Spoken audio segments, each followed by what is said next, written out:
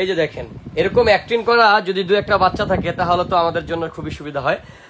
এইগুলা হচ্ছে সিলিকনের feeding set. বাচ্চাদের যদি ফিডিং চেয়ার থাকে, এই ফিডিং চেয়ারে আমাদের বাচ্চাদের ফিডিং চেয়ারে হচ্ছে এই সিলিকনের ফিডিং সেট গুলো নিয়ে আপনারা হচ্ছে ইউজ করতে পারবেন।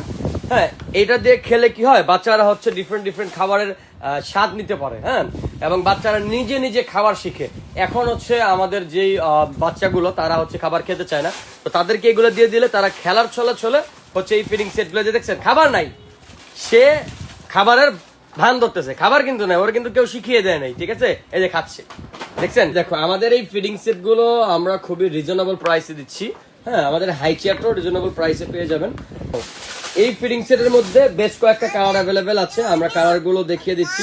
এই একটা কালার, এটা হচ্ছে আপনার কি বলে এটাকে, ব্লু, আর এটা হচ্ছে অ্যাশ টাইপের কালার, আর এটা হচ্ছে পার্পল টাইপের কালার। মেয়ে বাচ্চা সব কালার ইউজ করতে পারবে, পার্পলটা ইউজ করতে পারবে, অ্যাশ কালারটা ইউজ করতে পারবে, আবার যদি চায় ওই অলিভ কালারটাও ইউজ করতে পারবে। হচ্ছে বিপ, এখানে খাবারগুলো আটকে থাকবে।